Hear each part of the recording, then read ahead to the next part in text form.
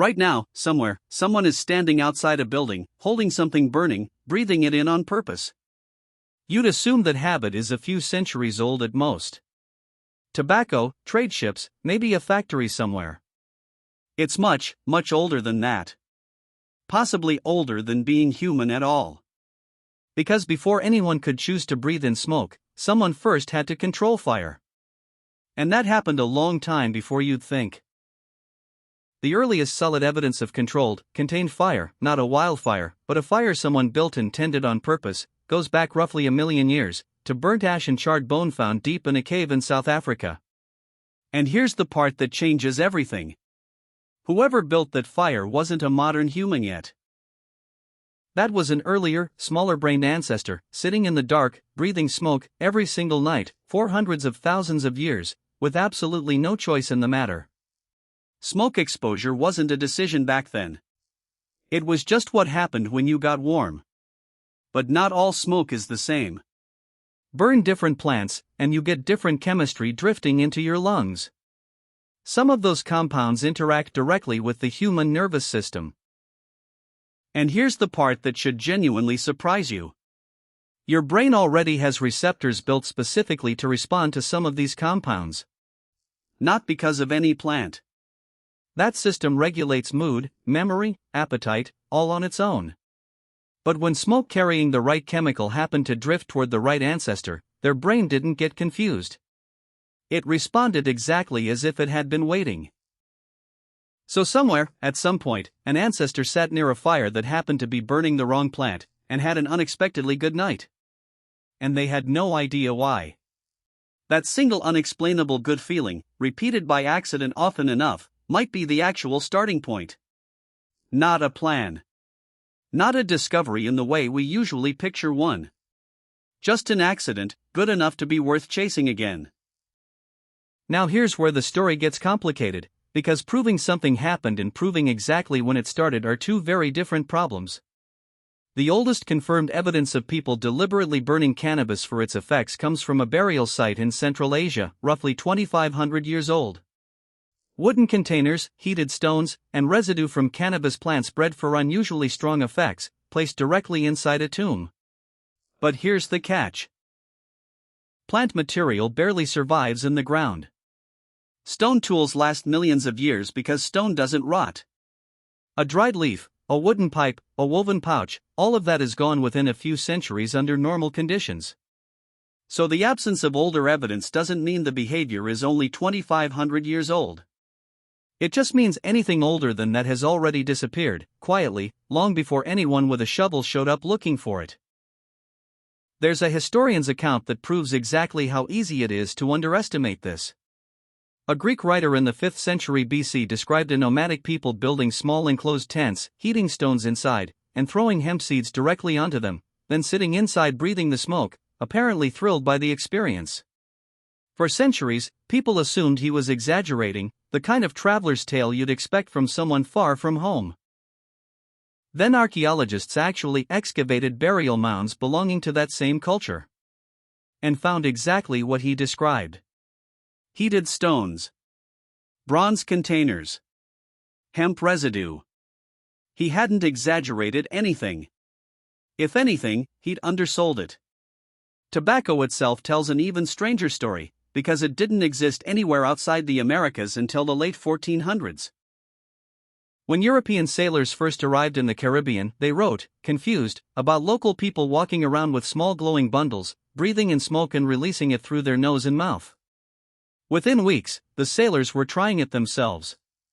But by the time those sailors saw it, the practice was already ancient.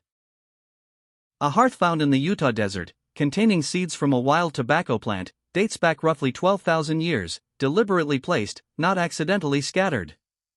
And in the Americas, tobacco wasn't casual. It was sacred. Used to heal, to seal agreements between groups, to carry prayer, treated with the kind of discipline you give something you consider dangerous and important at the same time. Blowing smoke toward another person wasn't a habit. It was closer to a blessing. Which raises an obvious question. If people in one part of the world were doing this 12,000 years ago, what were people everywhere else doing with whatever grew near them? Some researchers think the answer runs deeper than any single plant. The idea, sometimes called the intoxication hypothesis, suggests that seeking altered states might be a basic biological drive, sitting right alongside hunger and thirst, not unique to humans at all. Elephants seek out fermented fruit on purpose. Certain deer in cold northern regions have been observed eating mushrooms known to alter perception, and then deliberately seeking out the waste of other animals that ate the same mushrooms, because the active compounds pass through mostly intact.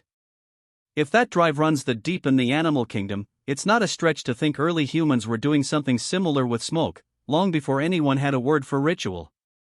And it wasn't only about seeking a feeling. Some of the oldest written medical documents that survive anywhere on Earth describe smoke as treatment, not indulgence. Ancient Egyptian medical texts describe inhaling specific herbal smoke for conditions affecting the throat and lungs. Ancient Indian medical tradition describes an entire practice built around it, detailed instructions for which plants, which conditions, which preparations, refined over centuries into something closer to a real pharmacological system than a folk remedy. Ancient Greek physicians wrote about the same basic idea, treating illness by having a patient breathe in medicinal vapor. Strange to imagine now, treating lung problems with smoke. But the lungs are still one of the fastest ways to get something into the bloodstream, which is exactly why modern medicine still delivers certain treatments by inhaler, by mask, by vapor. The method never really left. Only the specific substance did. There's one more piece that rarely gets mentioned. Groups of early humans who shared an altered experience together, at the same fire, at the same time, came out of it more bonded than before. Modern research on shared ritual backs this up directly. Shared experiences like this measurably synchronize how people's brains respond to each other. In a world where staying part of a group was the difference between living and dying, that kind of bonding wasn't a luxury.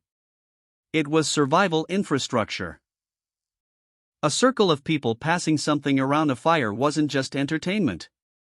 It was one of the tools holding the group together. And that's exactly what makes what happened later so strange to look back on. When tobacco reached Europe, something that had taken indigenous cultures across an entire continent thousands of years to build into something careful and ritualized got compressed into decades. Within a couple of centuries, it went from an exotic curiosity to a mass-produced, chemically engineered product, refined specifically to be as habit-forming as possible, marketed aggressively, its health risks buried by the very companies profiting from it. A practice built for thousands of years around meaning and caution became, in the hands of industry, a product built around neither. The plants stayed the same. Almost nothing else did. So the honest answer to when this behavior started is that we simply don't know, and probably never will. The physical proof only reaches back so far, limited by what survives in the ground rather than by what actually happened. But the underlying drive, the pull toward altered states, toward shared ritual, toward using smoke as medicine long before anyone understood why it worked, is almost certainly far older than any artifact anyone has found. So the next time you catch the smell of smoke drifting from somewhere, on a cold night, near a fire, know that the feeling underneath it, curiosity, comfort, connection, is not new to you at all. It's one of the oldest things a human has ever felt.